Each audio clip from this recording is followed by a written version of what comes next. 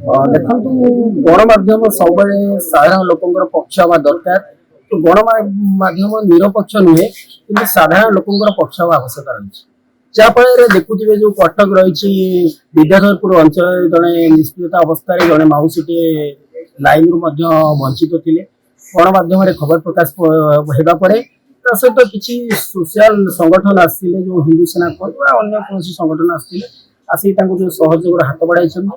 ମୁଁ ସେ କହିବି ଟିକେ ସେ ଦୃଶ୍ୟ ଦେଖେଇବେ ଯୋଉଭଳି ଭାବରେ ସେ ଅସୁବିଧାରେ ଥିଲେ ଯୋଉ ଗ୍ରୀଷ୍ମର ଯୋଉ ପ୍ରଭାବ ତା ସହିତ ଯୋଉ ପରିବେଶ ରହିଛି ଘରର ଯୋଉ ପରିବେଶ ଚଳିବାକୁ କଷ୍ଟକର ହେଇଥିଲା କିନ୍ତୁ ଏବେ କହିବା ତାଙ୍କର ସେ ସମସ୍ୟା ଦୂର ହୋଇଛି।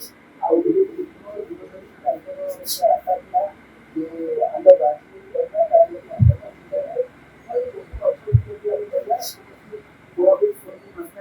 ବିଭିନ୍ନ ଅଞ୍ଚଳର ଲୋକ ଯୋଉଭଳି ଅବସ୍ଥାରେ ଦୟନୀୟ ଅବସ୍ଥାରେ ରହୁଛନ୍ତି କିନ୍ତୁ ତାର ନଗ୍ନ ଚିତ୍ର ଯଦି ଦେଖିବାକୁ ମିଳୁଛି ଯୋଉ କଟକ ପରି ସହର ତା ଭିତରେ ମଧ୍ୟ ଏମିତି କିଛି ଲୋକ ଅଛନ୍ତି ଯୋଉଠି ତାଙ୍କୁ ମଧ୍ୟ ଆଜି ପର୍ଯ୍ୟନ୍ତ ଲାଇନର ସୁବିଧା ମିଳିନଥିଲା।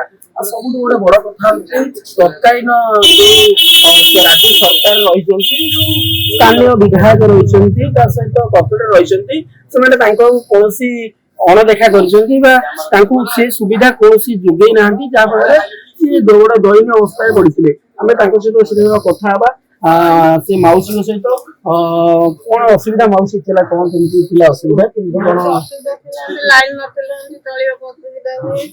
କେତେ ବର୍ଷ ଲାଗି ରହିଲେଣି?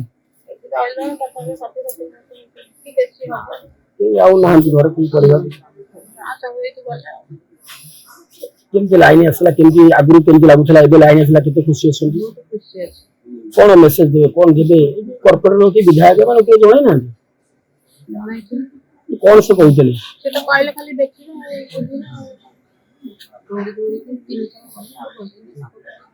ଏବେ କେମିତି ଲାଗୁଛି?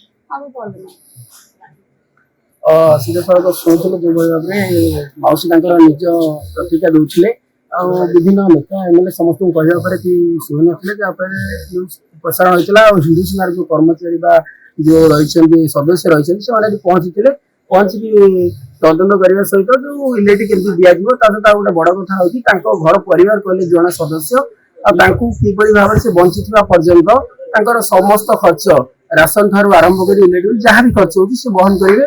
ଆମେ ତାଙ୍କ ସହିତ କଥା ହେବା ସେ କଣ କହିବେ ଖବର ମିଳିଲା ଆଉ ସାହାଯ୍ୟ କରିବାର କଣ ଉଦ୍ଦେଶ୍ୟ? ଗଣମାଧ୍ୟମରୁ ପ୍ରଥମେ ଆମେ ଜାଣିବାକୁ ପାଇଲୁ ବିଦ୍ୟାଧରପୁର ଅଞ୍ଚଳରେ ଅବହେଳିତ ଅବସ୍ଥାରେ ରଞ୍ଜୁ ଦେଇ ନାମକ ଜଣେ ବୃଦ୍ଧା ମହିଳା ଯାହାଙ୍କ ବୟସ 65-70 ହବ ସେ ବାସ କରୁଛନ୍ତି ଏଇଠାରେ ଏବଂ ତାଙ୍କ ଜନ୍ମରୁ ତାଙ୍କର ଲାଇନ ନାହିଁ। ତ ଆମକୁ ପ୍ରଥମେ ଆଶ୍ଚର୍ଯ୍ୟ ଲାଗିଲା ଲାଇନ କେମିତି କଟକ ସହରରେ ମାନେ ସହରାଞ୍ଚଳରେ ଜଣେ ବୃଦ୍ଧା ଏଇଭଳି ମାନେ ଅବହେଳିତ ଅବସ୍ଥାରେ ଅଛନ୍ତି ଅସହାୟ ତାଙ୍କ ପରିବାର ମଧ୍ୟ କେହି ନାହାନ୍ତି ସେଥିରେ କେମିତି ତାଙ୍କୁ ଲାଇନ କନେକ୍ସନ ମିଳିନାହିଁ। ତ ଆମେ ସେଇଟା ପ୍ରଥମେ ଜାଣିବାକୁ ଚାହିଁବୁ ତ ଆମେ ସ୍ଥାନୀୟ ବାସିନ୍ଦାଙ୍କ ସହିତ ଆଲୋଚନା କରିଥିଲୁ ଏ ବିଷୟରେ ତାପରେ ଆମେ ଜାଣିବାକୁ ପାଇଲୁ ଯେ ନାଇଁ ମାନେ ଇଏର ସତ୍ୟାସତ୍ୟ ଅଛି ଏବଂ ସେ ମାଉସୀଙ୍କ ସହିତ ମଧ୍ୟ ଆମେ ଆଲୋଚନା କଲୁ। ତାପରେ ଆମେ ପହଞ୍ଚିଥିଲୁ ସ୍ଥାନୀୟ ଯୋଉ ବିଦ୍ୟୁତ ବିଭାଗ ଯୋଉ କାର୍ଯ୍ୟାଳୟ ଅଛି ସେଠି ପହଞ୍ଚିଥିଲୁ ଏବଂ ବିଦ୍ୟୁତ ବିଭାଗ କାର୍ଯ୍ୟାଳୟ ତାଙ୍କର ଷ୍ଟାଫ ମାନଙ୍କ ସହିତ ଆମେ ଆଲୋଚନା କରିଥିଲୁ ଏବଂ ସ୍ଥାନୀୟ ବିଦ୍ୟୁତ ବିଭାଗ ସହାୟତାରେ ଆମର ହିନ୍ଦୁ ସେନା ସହାୟତାରେ ଆଜି ମାଉସୀଙ୍କ ଘରକୁ କରେଣ୍ଟ କନେକ୍ସନ ଆସିଲା।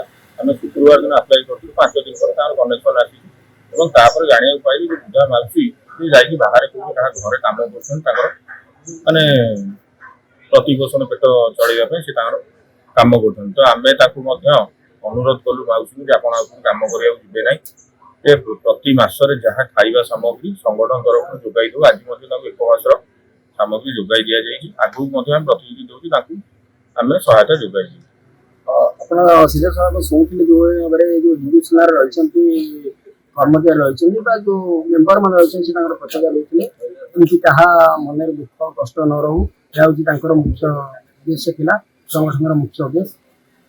ଦେଖିବା ଯୋଉ ସରକାରଙ୍କ ଆଉ କଣ ଯୋଉ ମାଉସୀ ପାଇନାହାନ୍ତି ସରକାରଙ୍କ ସରକାରଙ୍କୁ ଅପିଲ କରିବା ଅଟକ